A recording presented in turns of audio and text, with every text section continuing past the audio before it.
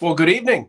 This is the Leafs Convo for Oak Ridge Ford in London, Ontario, oakridgeford.com. It is Wednesday, February 14th, 2024. Happy Valentine's Day, OGs and converts. We love you very much. We have missed you, but we're back in the thick of it with more content tonight. And of course, the Sunday Spectacular. We're counting down the minutes until that big show as well, meaning we're essentially back on track after a couple of crazy weekends, with the Super Bowl and all. Michael P. Augello in Cheektowaga, New York. Happy Valentine's Day to you, my friend. We'll give you some details on what's going on with Oak Ridge Ford here in the next few minutes. But first, Corey Parrish. Good evening, Norman, Mike, and Leafs Nation near and far. Just wanted to say I just got married a couple of hours ago and still wouldn't miss out on a live stream. Go Leafs, go. Corey Parrish is what you call an OG when in context and in relation to the Leafs Convo project that started back in 2018 in terms of a YouTube scenario, Michael. So congratulations, Corey Parrish. And that's super dedication. Already strike one with the new wife. So yeah. Michael, good evening. How romantic of you, Corey. Good evening, Norm. And the fact that you're watching the Convo on your wedding day, on Valentine's Day, I'll just say bob it, and I won't say anything more than that. Jeez, that's why oakridgeford.com is the place you're going to find your next vehicle. I have 0% interest through 60 months, 0.9972, 19984 on F-150 XLT and Lariat 2023. They're going like hotcakes, not many left. Once 2024 rolls around, they're going to be amazing. But they're going to come up in price, and everybody's complaining about the cost of things these days. Get in on low interest or no interest at all. oakridgeford.com, at Norman Oakridge Ford. You know how to get me. The guys are fired up today, Michael. One, the Leafs pulled off a nice win over the St. Louis Blues last night. Ilya Samsonov, another win. Bobby McMahon, all of 5 career goals, picking up a hat trick. That a memory that he'll never forget. It was great for Leafs fans to watch that and immerse themselves in some joy. And the team kind of ramped up and running on adrenaline after how things transpired in the end of the scenario between the Sens and the Leafs, a Battle of Ontario that got pear-shaped pretty quickly after one Rielly Gregg slaps in an empty netter, and Morgan Rielly was having none of it. I know you've been chomping at the bit to have your say about this on the Convo, so the floor is yours, Mr. A. Yeah, first of all, Rielly Gregg is a punk. That was a punk move, and it was done to elicit a response. I don't think he imagined that he was going to get Morgan Rielly suspended for 5 games. We'll talk about that in a second. But it was, I agree with the support from the his teammates and the commentary afterward of Sheldon Keefe that it was appropriate because it was done to show up the team. Now, I've heard people say, well, if you didn't want him to do that you stop him from scoring an empty net goal. Well, he was home and cooled out. There was no other than throwing the stick. What could you really do to stop him from scoring into an empty net? So, he was trying to punctuate the win, be emphatic about it. It was a childish move, and he paid the price for it. Right, and the reason that he was punctuating it is because, as usual, in most of the Canadian cities, there are more Leaf fans in the building than there are fans of the Senators. I mean, I don't know if there's anybody who are fans of the Senators right now because they're playing so crappy, and they have a lot of talent too. I mean, there's I'd love to have some of the players that they have, right? But they're not playing particularly well. But overall, they've actually played pretty decently recently. But okay, you get pissed off that your building is full of Leaf fans. You've won the game, so he takes the slap shot and Rielly gives him a combing. Now, the thing is, and I chronicled this in my column in Hockey Buzz on Monday, the penalty handed out by the league was ridiculous. It was done because it was retaliatory. It was done because it was on Hockey Night in Canada. And it was done because it was the Maple Leafs. And I've said that from the very point, the league, the 5 games is the second most stringent penalty this season. The only one that larger was the David Perron cross check on Artem Zub a few months ago. And that was a retaliatory cross check on Zub, who was not the guy who injured Dylan Larkin.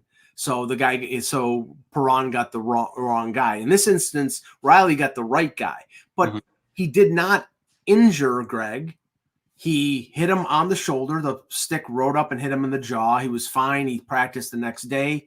So it wasn't, it wasn't an injury that got him 5 games. It was the fact that it was retaliation. And whenever the NHL can virtue signal, and they can do that by sending a message by suspending somebody from a big market team, namely Toronto, they do it. They gave Michael Bunting 3 games last year in the playoffs for a stupid penalty, but something that I don't think was worthy of 3 games. And in this instance, they give Rielly 5 games. He's gonna appeal it, but the strategic thing about this, and this is why, if you remember, the Jason Spezza injury or Jason Spezza suspension from a couple years ago when he kneed Neil Pionk in the head. It was 6 games. The rules regarding suspensions in the NHL is 6 games or more, it goes to Bettman, and then it goes to an independent arbitrator, and it can get reduced. 5 games or less, it goes to just Bettman. He'll never overturn his own Department of Player Safety. Never. So Jose Duarte, I think Rielly will go down to 3 games. So, Mike, you've already crossed out that possibility. Not a chance. It'll stick at 5. Bettman will never undercut George Peros.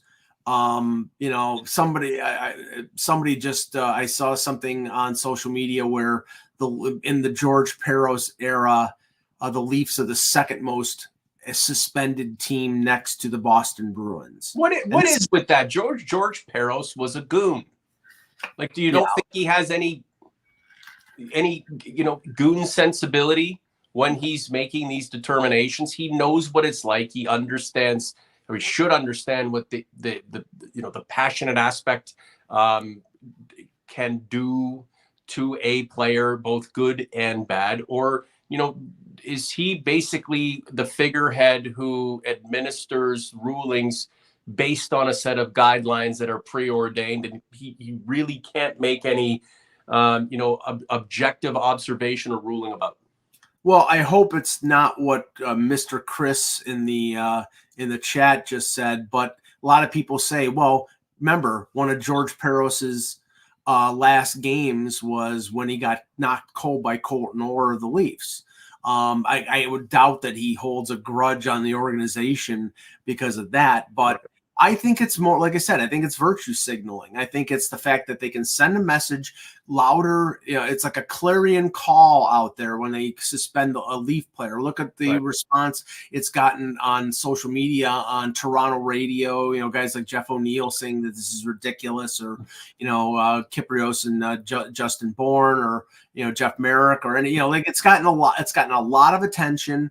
I mean, there's no doubt there was a retaliatory situation where big deal, right, and that's the thing. But this is the thing that I documented by video in my blog on Monday. I think I linked 4 videos in there. One of them, which was the most on spec with what Rielly did, was Austin Matthews and what he did to Rasmus Dahlin, and they hit the Heritage Classic a couple years ago. And I was at that game, and he cross-checked Dahlin across the neck, and he got a 2-game suspension. There is video of Jimmy Vesey getting cross-checked by Alex Chason at the end of the game of an Edmonton-Toronto game, no penalty. Joe Edmondson cross-checking Wayne Simmons in the playoffs, nothing. I mean, that wasn't even the worst suspension or the worst infraction of the day. So the evidence you're laying out that many support and others are going to contest, it's a case that is not built on conspiracy. This is a case built on reality.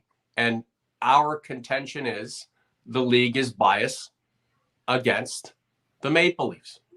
Well, I mean, it's tough to draw any other conclusion. Of course, people will say I'm a conspiracy theorist, Right. by saying that, but I'm sorry. I the evidence is there when, and yeah, I can go back in ancient history when Ty Domi gets suspended 8 games for punching Ulf Samuelsson, sucker punching him. That was ridiculous. The 6-game suspension for Spezza, like I mentioned, ridiculous. Right. Now you could say, well, of course, I do a Leaf podcast. I cover the Leafs, so I'm going to be biased in favor of the Leafs. Right. I look at some of the other things that happen. That's right. That's right. You're Mr. in favor of the Maple Leafs. Anybody who's watched our content the last 6 seasons would tell you generally otherwise.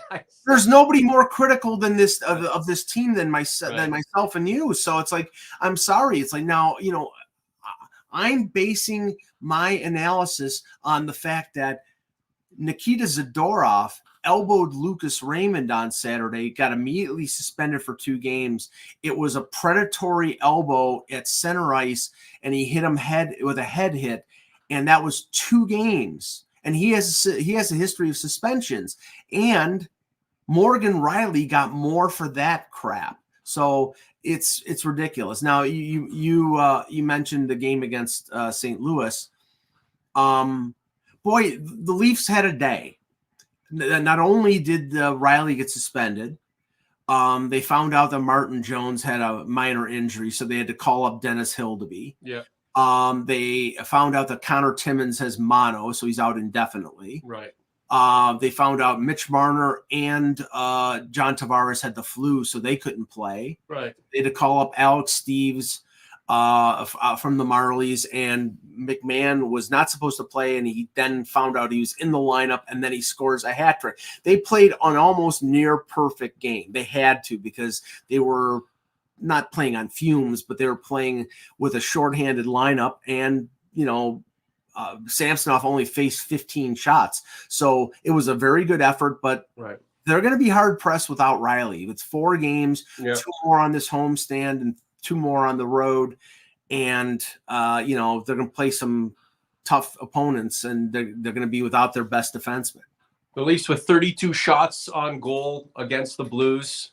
St. Louis responding with 15. Not the greatest of teams. The Leafs have had their way with the Blues this season. Bobby McMahon, a hat trick, a really nice story amongst some, challenging circumstances for the Maple Leafs. Hey, this is really nice. Mo Johangard, I don't recognize the name, but dropping $5 on us. We're like a couple of content buskers.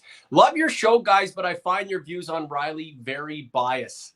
Okay, in the chat, Mo, what would you think was a valid suspension? If you think 5 games for that is a valid suspension, then you're biased in the other direction. And I believe, I heard immediately, Norm, I heard people comparing that to Dale Hunter and Pierre Turgeon. And when I heard that, I said, go bleep yourself, because that's ridiculous.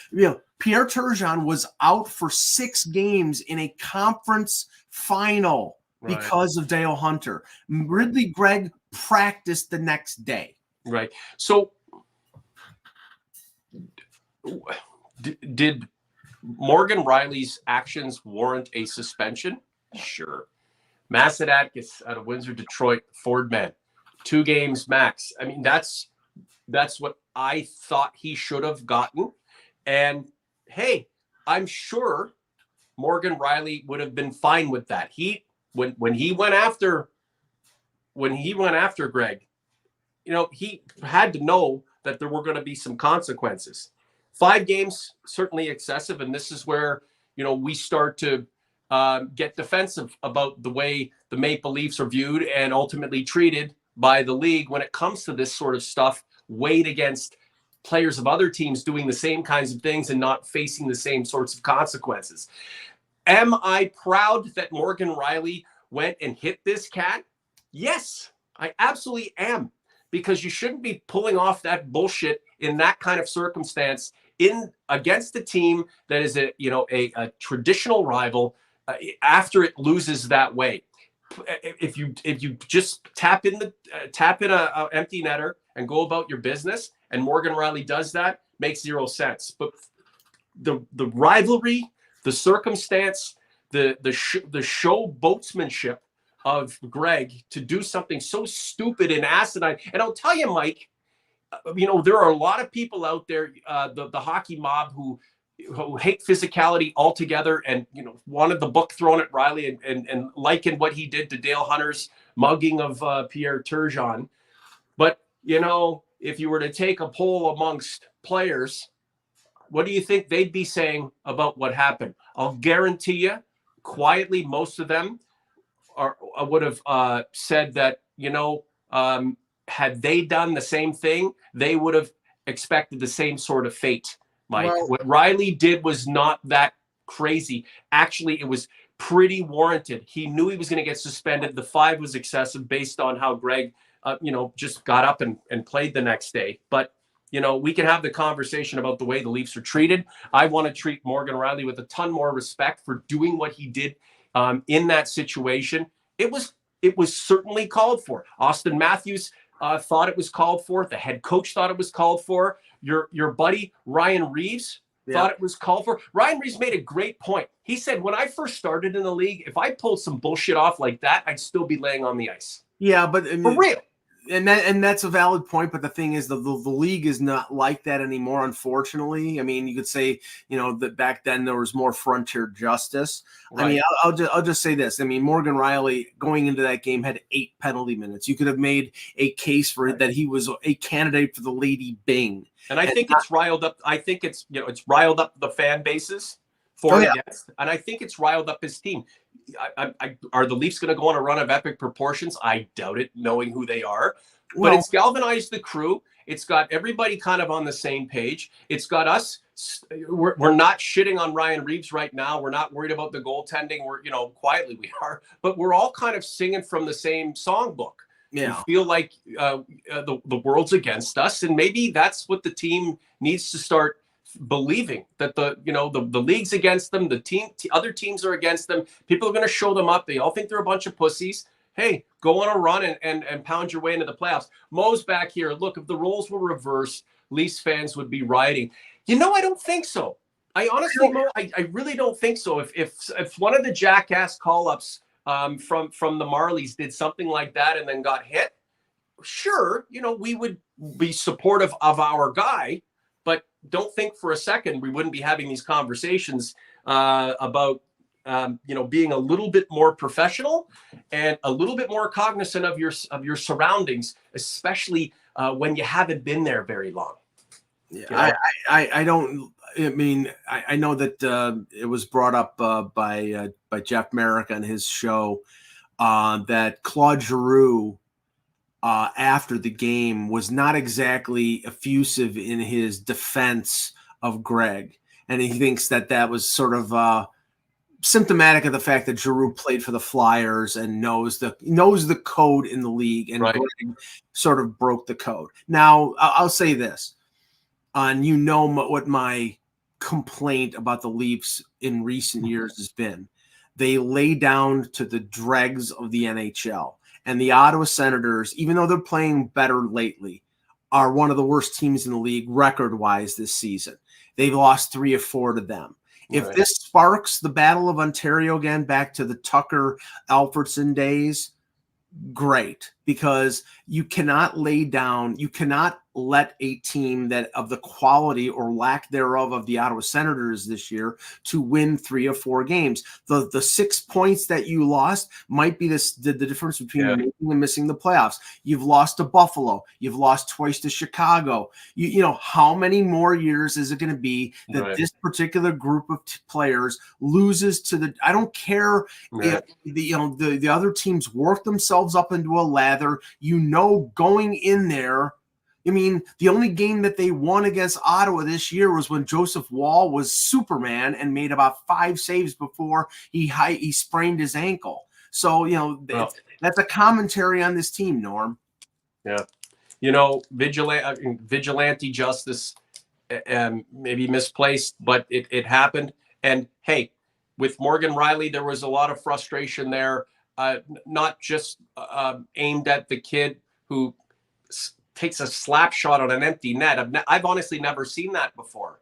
I've never seen that before, and he took issue with that. But it kind of exemplifies the general frustration of the player and the team that is born and metastasizing as the season goes on because of these types of losses. So it was just a concoction of a lot of ill-timed circumstances and things going on, plus frustration that led to what Rielly did.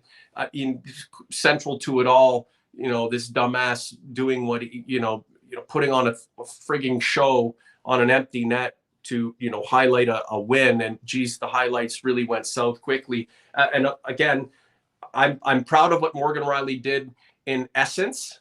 I'm glad that Greg didn't get really hurt. And here's the thing, within context, considering where we are in the season and how things have developed from that particular situation, it may become a blessing for the Leafs. If the same sort of response happens in the playoffs and Rielly gets booted in a pressure cooker environment where every game it is potentially life or death, that's a different situation. It harkens back to the old, the Nazem Kadri, back-to-back seasons getting kicked out. So we'll take it. We'll take it. They'll have to find a way to survive without this guy and get some players back from the infirmary. But all in all, if it does rally the group to the extent where it's them versus the world, and they go out and play with a little more reckless abandon, a little more determination, a little more grit, vim, and vigor, then you know what? Morgan Rielly's done a damn good job in getting this done. Even though he's going to be sitting 5 games and, he could have hurt a player. Last couple of words to you, Mike, and we'll get out of here. Yeah. The curious thing, and, we'll be talking about this leading up to the March 8th trade deadline. And we know that, the Leafs don't have a lot of flexibility, although, there's still a lot of talk about them making trades. I don't know how many they're going to make, and I don't know of what consequence, because they're right up against the cap. But it was conspicuous since I'm burning the candle at both ends, covering the Sabres for the Hockey News as well as Leafs for Hockey Buzz, that I'm at all the Sabres games. And the last 2 games, the Leafs have been represented. Brad Treliving was in Buffalo at the St. Louis Blues game on Saturday afternoon, and their assistant GM Ryan Hardy was in the press box on Tuesday night when they played LA. So pause for a sec. For a second. I'll let you finish. Yeah. When the general manager is making a trip to a rink that is not his own or across the Gardner to Coca-Cola Coliseum, what does that mean? Well, I mean, sometimes it means it's a night off for his team, and he's just, Toronto and Buffalo, it's a 90-minute drive if you drive like me. And, so, I mean, he could have just been coming down to check out a game, but the Leafs were playing in Ottawa that night. So you would think that there's a little more meaning to it.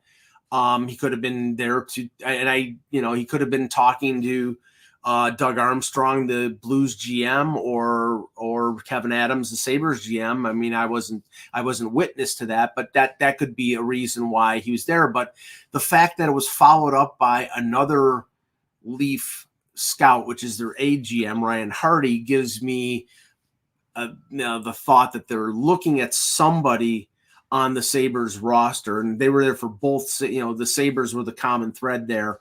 Right.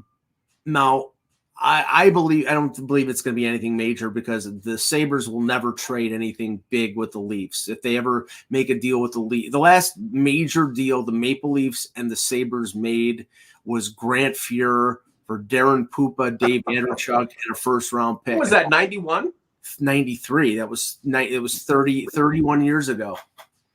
And Fuhr was the backup for Felix Potvin on that run. Well, they were sharing it, but they realized that Potvin was good enough to be the number 1, and they got a backup in Pupa, who was a pretty good goaltender. So they decided, and Andrew, they needed the scorer to play with Doug Gilmour, and that was perfect. But anyway, the point being is they haven't made a deal of major consequence in 31 years, and they're division rivals. So I don't think that there's going to be anything major, but the Sabres do have a bunch of unrestricted free agents, and the last couple games, because of the injuries to David Kampf, who's back, and Kalle Järnkrok, the 4 penalty killers have been Marner, Matthews, Nylander, and Pontus Holmberg.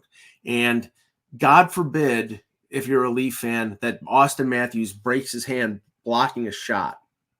Right. That pretty much ends their season. So do you not want him in those circumstances? No, I don't want. Really? No, I mean, I understand the motivation of Keefe and these players. They want to play as much as possible, and the best defense sometimes is a good offense. And if you have a guy like Matthews and Nylander killing penalties, they threaten going the other way against.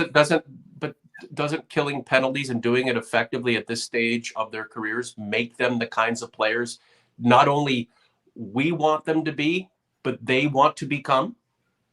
I want them playing 5-on-5 that way, not penalty killing, because penalty killing, you're purely in a defensive situation and you're blocking shots. And Tage Thompson for the Sabres, who was a scorer, who scored 47 goals last year, was killing penalties, broke his hand, and was out 6 weeks. So you don't. Like, they can't break out the responsibilities that effectively because they just don't have enough guys who can do things at an elite level in a niche way.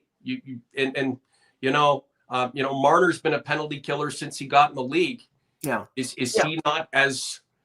No, I mean, he's not as worthy of getting that special treatment as Austin Matthews? No, I mean, Mitch Marner has an innate ability of not, he avoids contact, and I've never seen him get hurt on the PK. Now watch, I'll say that, and he'll somebody will shoot one off his foot. Knock on all of that wood in your basement, Mike. Yeah, lots of those wood panel walls. It's old school. But my point on what they're looking at, I think that the Sabres have a number of forwards who are penalty killers. Eric Robinson, the former Blue Jacket, might be a guy that they might be able to get for relatively cheap. That is, a good penalty killer and fourth line guy. So I don't think it's anything major, but it was conspicuous by the fact that the Leafs were there for 2 straight games, and they play Florida tomorrow night. Buffalo does. And if the Leafs are there again, then that will really spark a lot of interest. Yeah, you don't want to bolster a rival, but if you're not on the same timetable competitively as your rival, and you can do something to benefit your team that might immediately benefit your rival, you're not a professional organization if you don't strongly consider it. Right. So, I mean, this is where we are. Real quick, Mo, he threw $5 at us, so I'm going to let him get back into the show. Sorry, are you praising someone who cross-checks someone in the face? Yes, I am.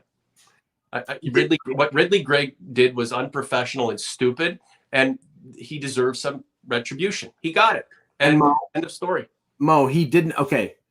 It's one thing if you do what, and this is going back a few years, but if you remember when Chris Simon was playing for the Islanders and he took a baseball swing at the head of Ryan Holwig and hit him in the forehead, and if he had hit him an inch lower or an inch higher, he would have killed him, and he got suspended for 15 games. That was purposeful. Right. Wasn't Bertuzzi Moore. Right. Morgan Rielly cross-checked him on the shoulder, and it rode up and it hit him in the jaw. He did not injure him. That has to be factored in, and it wasn't. And this was hardly the second worst offense in this season in the NHL, but it was penalized that. Spike 11, definitely a convert. That's what makes hockey great, Norm. Instant karma. Alan Howick into Central Land. Rielly did what had to be done.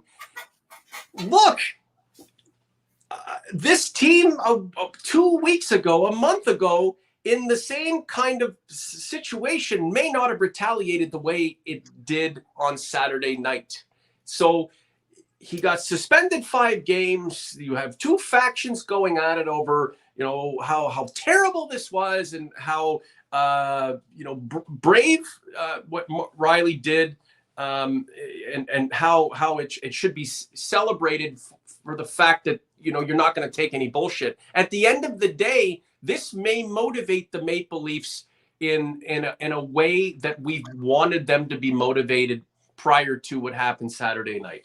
And if this team comes together and plays together as if it's it against the world, and can do some really positive things between now, the trade deadline, and game 82, and bust its way into the playoffs and just make it entertaining and make it adventurous and give us some hope, then hell, again, Morgan Rielly and his cross check to the shoulder / face of Rielly Greig will pay dividends in more ways than, just a bunch of Leaf fans, hating the Senators for all of they do.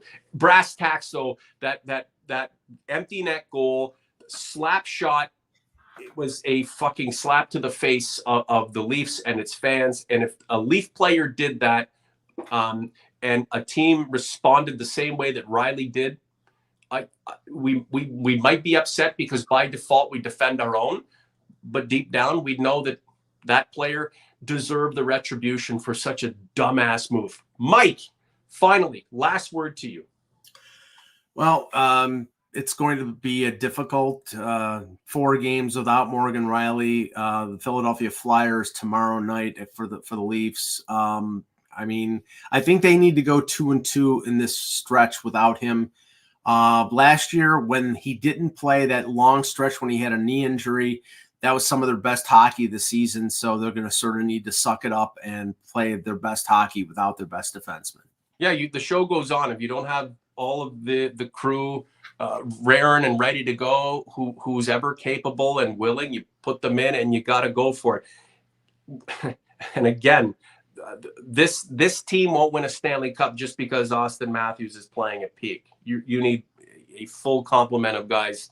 And if Austin Matthews is not there, Rielly's not there, someone has to step in and be that guy.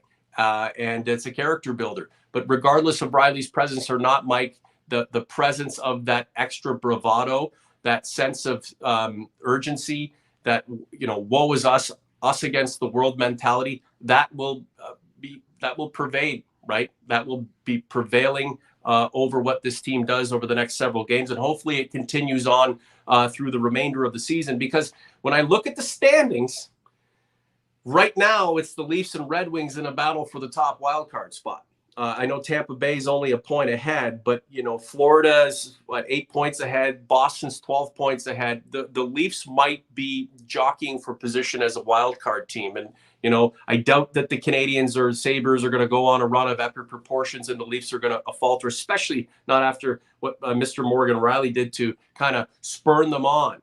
But I'll tell you, there's still a lot of meat left on that bone and there's a lot of work to do. And a galvanized group is the team that can go to work the best. Real quick, Terry, 3Gs, evening, pre-birthday show for me. Yay. I guess happy pre-birthday, Terry. OG's Converse, like the content, subscribe to the channel. OakRidgeFord.com is where you're going to get your next vehicle. I have a lot of used vehicles too. We're a big used car center in Southwestern Ontario. At Norman Oak Ridge Ford on Instagram. Get some follows in there, guys. You can DM me if you have any questions about vehicles. I'd be more than happy to help you out. And when you help us out through, clicks to our sponsor links, it makes the sponsor more inclined to continue sponsoring us. And, it does help the bottom line for what we're trying to accomplish and us creating more content for you. HockeyBuzz.com is where Mike does his thing. A lot of content recently on everything that went on with Greig and Rielly. Mike, thank you very much for that.